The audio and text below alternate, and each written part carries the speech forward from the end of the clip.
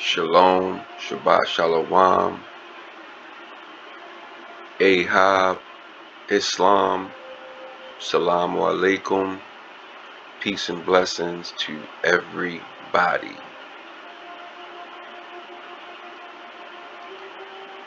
So, I don't know if you guys know or not, for the guys that just starting to check out my videos, but I'm going to be conducting a few series on my genealogy because I sense deception. I feel deception. I don't know if it's the vibration that my ancestors are sending through the atmosphere, but I do feel something. And I do know that Ancestry.com is a fraud. So I don't trust. I probably trust 15% of what Ancestry.com says. So I use them for that 15%. So now it's time to conduct my own investigation by myself on my own. Okay. So Mansa Musa. I don't need to divulge where I got that, why I feel this way, but Mansa Musa. So let's read Mansa Musa, and this is, I'm digging in real time. I haven't done any like real substantial homework. I'm just surfing the wave, belly flopping, trying to figure out what's going on. And so Mansa Musa, Musa one of Mali. Mansa Musa, Musa one of Mali, was the king of the ancient empire of Mali in West Africa.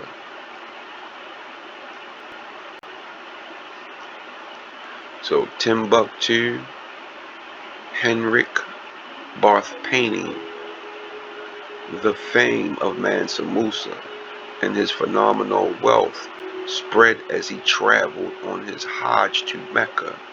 I don't know if you guys know what a Hajj is, but a Hajj is making a religious pilgrimage to a particular holy land.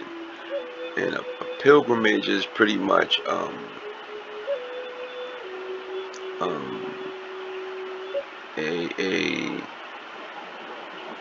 whatever it takes, a trek, a voyage, whatever it takes to get to your destination. So for Islam,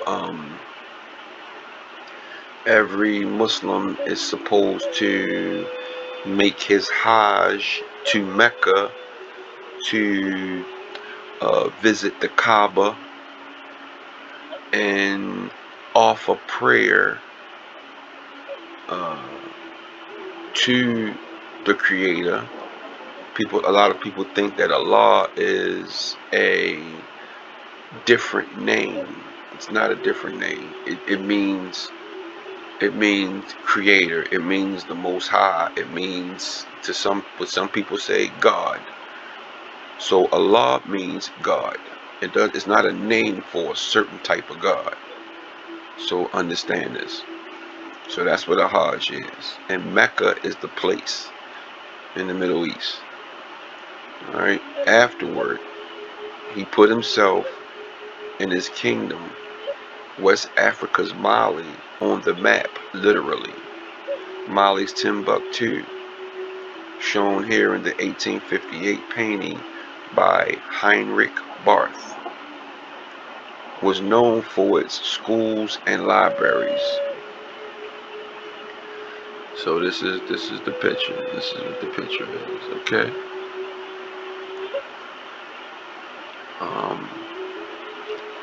I was introduced to Islam at a young age. Um, I know I speak Arabic, I read Arabic. I used to pray in Arabic, right? Right now, I do not offer my 5 prayers because I'm just trying to figure this thing out, man. I'm tired of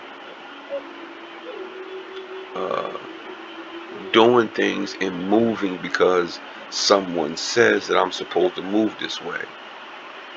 Um, this kind of Islamic religious doctrine was was discovered by my dad, and my dad introduced it to me as a youngin. So, I do have some knowledge in Islam. Am I a follower of the Islamic way of living today? No, I'm not. But I still have an understanding. Okay? And the main understanding with Islam is to understand that there's nobody equal to or better than the Most High. That's the basic uh, foundation of the Islamic religion or way of living. You don't put nobody equal to or above the Most High. So let's finish reading. Mansa Musa, Mansa I of Mali, was the ruler of the kingdom of Mali from 1312 CE to 1337 CE. During his reign, Mali was one of the richest kingdoms of Africa, and Mansa Musa was among the richest individuals in the world. The ancient kingdom of Mali spread across parts of the modern-day Mali, Senegal, the Gambia, the Guinea, Niger, Nigeria, Chad, Mauritania, and Burkina Faso. Mansa Musa developed sites like Timbuktu and Gao into important cultural centers. He also brought architects from the Middle East and across Africa to design new buildings for his sites. Mansa Musa turned the kingdom of Mali into a sophisticated center of learning in the Islamic world. Rest in peace, Mansa Musa. Mansa Musa came to power in 1312 CE after the previous king Abu Bakr II disappeared at sea. Mansa Musa Abu Bakr II had departed on a large fleet of ships to explore the Atlantic Ocean and never returned. He never returned. Uh, I wonder why. Mansa Musa inherited a kingdom that was already wealthy, but his work in expanding trade made Mali the wealthiest kingdom in Africa. His riches came from mining significant salt and gold deposits in the Mali kingdom. Elephant ivory was another major source of wealth. Ahab the Mansa Musa, rest in peace, Mansa Musa. When Mansa Musa went on his pilgrimage, which is what? His Hajj. A Hajj is a pilgrimage. Now, don't even think like pilgrim as far as how we think of pilgrim in America. No. A pilgrimage is pretty much the trek, the voyage, ECT, to get to a destination. which is usually a holy destination. All right, a Hajj to Mecca in 1324 CE. His journey through Egypt caused quite a stare. The kingdom of Mali was relatively unknown outside of West Africa until this event. Arab writers from the time said that he traveled with a entourage of tens of thousands of people and dozens of camels. God. Each carrying 136 kilograms, 300 pounds of gold. What? While in Cairo, Mansa Musa met with the Sultan of Egypt, and his caravan spent and gave away so much gold that the overall value of gold decreased in Egypt for the next 12 years. What? How much gold did this brother have? And how's he feeding all these people and all these camels, and they had water and food and all that? Man. Stories of the fabulous wealth even reached Europe. The Catalan Atlas, created in 1375 CE by Spanish cartographers, shows West Africa dominated by a depiction of Mansa Musa sitting on a throne, holding a nugget of gold in one hand and a gold staff in another. After the publication of this atlas, Mansa Musa became cemented in the global imagination as a figure of stupendous wealth.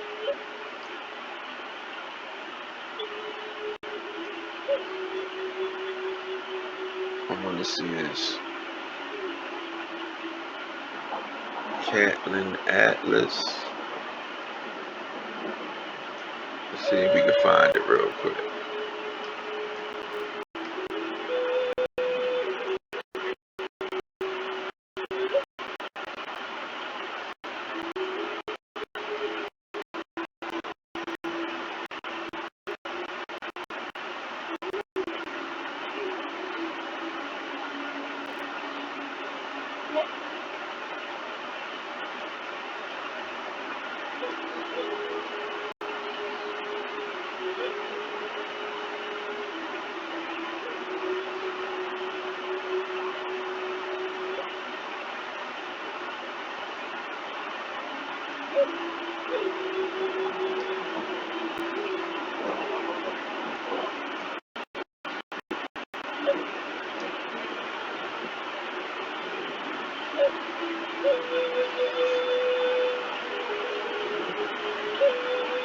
So this is the Catlin Atlas Legends.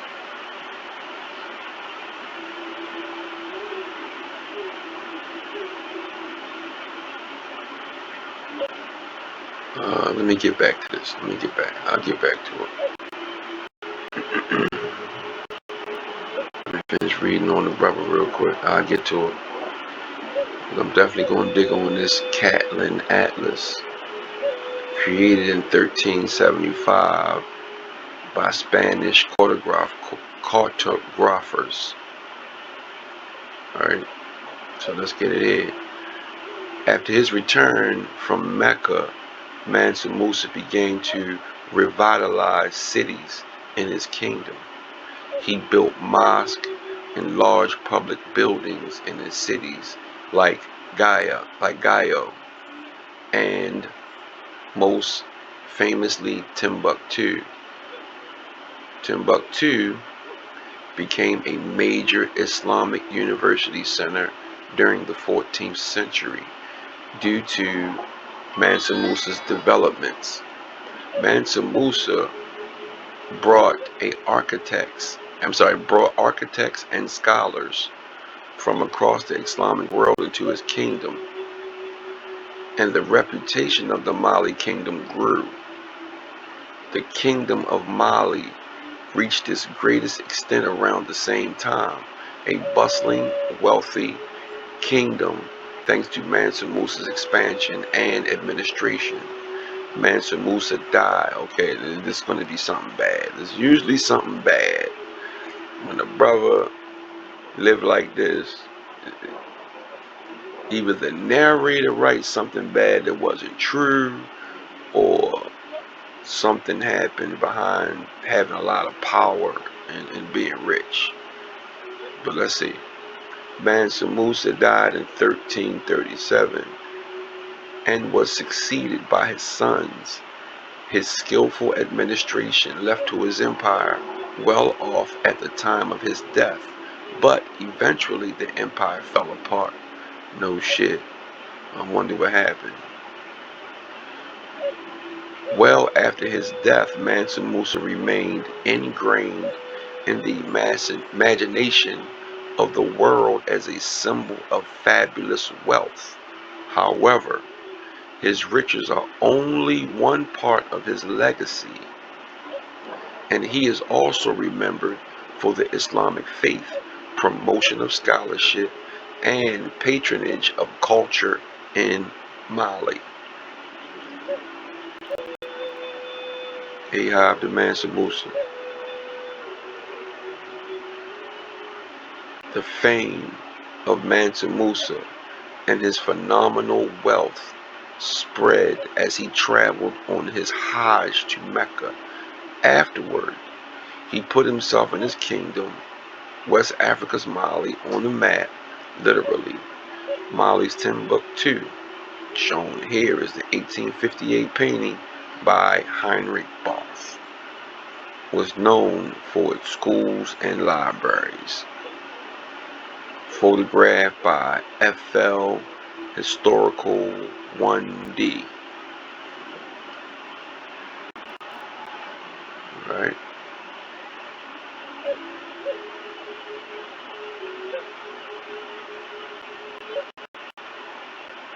So this article is by the National Geographic.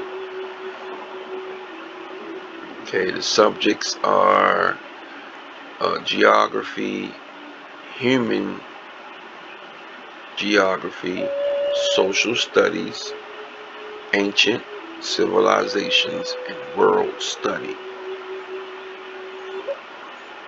So yeah, digging on Mansa Musa. So what is Musa? So what is Musa? Well, because I know Islam, Musa is the Arabic word for Moses.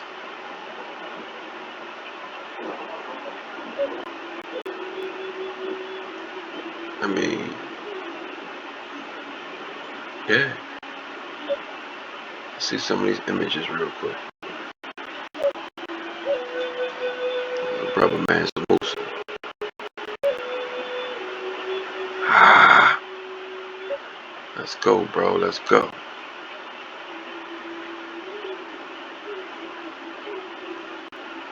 Look at this, man.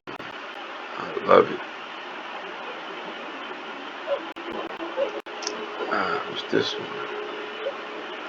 Well, this must be the map they was talking about. Is this the map?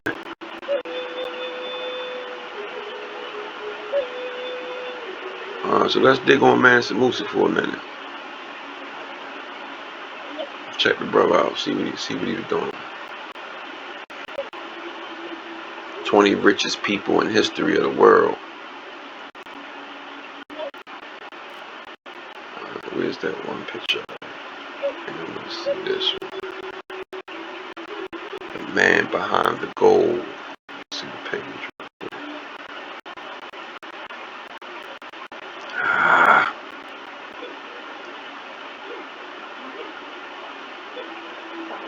Mansa Musa's net worth 2020, the richest person ever.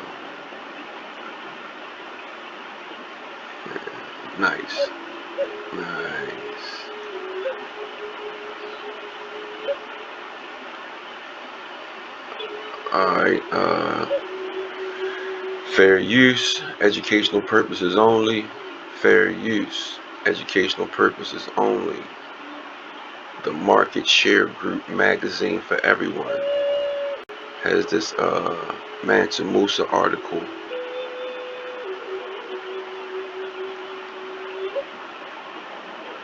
So let's read a little bit. Mansa Musa, net worth 2020, the richest person ever. When we talk about people who are considered to be the richest ones ever in the world, we usually think about Warren Buffett, John D. Rockefeller, or Bill Gates. However, there is a small percentage of people who taught about a certain African king, Mansa Musa, one of Mali. He was the king of the kingdom of Mali that was located in Western Africa. He was the ruler of this country back in the 14th century. Almost all historians are agreeing that his wealth can't be described. I bet. I bet. Brother running around with mobs of people. You know he got to have his concubines. You know he got to have these animals, to get him back and forth. And then how was he feeding these people? And he running around giving people gold. Like they loose Newports or something. My fault, I'm from Baltimore, so Baltimore, Maryland, the United States, not Baltimore in Ireland. Yeah, because I recently found out that there is a Cork County, Baltimore in Ireland. So I don't know, man. They always playing games with these. Most of the names that we have in America are European names, except for maybe the rivers. Some of the rivers are Native American, but most of the cities, towns, and states are European named. However, there are some people who are telling the story of his wealth is equal to today worth 400 billion. With this in the 14th century, man, with this information, we know that it is the wealthiest, that he is the wealthiest man in history. For example, the richest person today is Carlos Slim, a Mexican businessman, is on the 22nd place in history with his 68 billion. If you are interested in learning more about Mansa Musa, his life, and his net worth, stay with us for a couple of minutes without wasting too much of your time. Let us start with our article. So the brother Mansa Musa, you know what? I want this picture. I gotta save this picture. So y'all already know I'm working on my genealogy full time. So I do know that I'm connected with Africa, and I do know that I'm connected with Asia. So now I have to figure out the correlation, and I will. It might take a lifetime, but I will.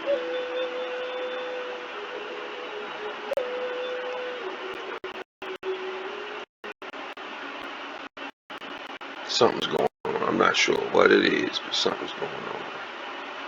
And they got nice pictures, man. So I think I read some of this stuff already, but well, it's a different article. All articles are are change a little bit because all writings are pretty much theories. They're theories. Um, it's the individual's theory on who's doing the narrating. So a person's theory is not always 100% the truth. You understand? So this is this individual's theory. All right. Mansa Musa was born in 1280 in the early 1300s. Mansa Musa one was the ruler of the Mali Empire, which was located in Western Africa. The capital of the Mali Empire was Niani. Did that other article say Niani? Whatever. This is their situation. Today, this city is located in Guinea. Guinea. He came to the throne when he was appointed as the successor of Abu Bakr II, who was missing when he was on an expedition. He had several titles under his name, like Conqueror of Granada, Emir of Malay, Lord of the Mines of Wangara. His wealth was created by him exploiting gold and salt production in his country. According to some historical sources, his country was responsible for half of the world's gold and salt production. Therefore, the natural resources of his country were the main source of his wealth. He was very devoted to Islam, and he built a lot of mosques that still stand today. The most popular building he built is in the University of Sankor Madrasa. In 1324, he went on a pilgrimage to Mecca along with 60,000 of his men. And 12,000 slaves. Oh, he had slaves too. Every man was crying for pounds. Was carrying. My bad. When I read that slave thing, it just kind of messed me up. But everybody had slaves. I mean, I can imagine people of power had slaves because, when you get money, you get lazy. Don't nobody never want to do shit. I've been working hard my whole life, so work don't scare me. I don't have to have people do my work for me. But some people, I guess they get fat, complacent, greedy, trifling. So, they gotta have these slaves, I guess. Every man was carrying 4 pounds of gold bars. He died in 1332. And then not just that, you know, you know, the elements in the atmosphere change every couple hundred years. So the way that we think today is not how people thought hundreds of years ago. These psychological and these medical changes, they happen every so often. So just because we don't understand doesn't mean it's wrong. That's how they was rocking back then. I'm quite sure 500 years from now, when they think about how silly we was in the rap game and how silly we are running around here selling drugs and killing each other, right? They're not gonna understand why we did all the stupid shit we did in the 20th and 21st century. So same thing. And his descendants did have his skills to preserve the country and its wealth.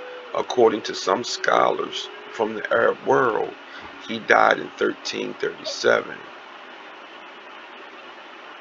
They were under constant attack from their enemies until the country ultimately collapsed. Yeah, it's always somebody trying to take something from you. It's always somebody jealous or mad because of something that you got. Alright, so this, okay, let me see if she's saying the same thing. In today's value, Mansa Musa net worth would be around 400 billion. Okay, that's what the other article said, which makes him the wealthiest person in the world by far. After him on this list, we can see John D. Rockefeller with his 340 billion and Andrew Carnegie 310 billion. People who are on the Forbes list today can come even close to these people. Carlos Slim, the richest person in the world, will be placed on the 22nd place on the list of the wealthiest people of all time. So, Mansa Musa, Caleb Facts. I keep seeing this Caleb on my ancestral paperwork, but it's spelled C-A-L-E-B. Caleb. So what is this Caleb? Caleb Dorsey.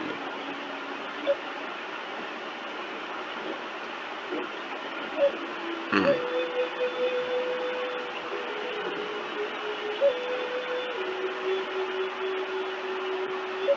So,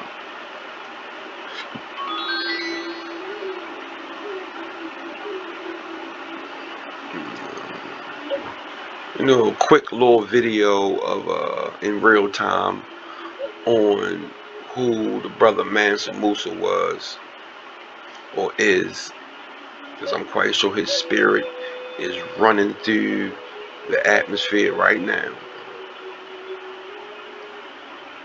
So I'm gonna dismount. I got some work I gotta do. I gotta get to. Um, I'll get back to you guys at a later date. Red Eagle signing out. Remember, knowledge is power.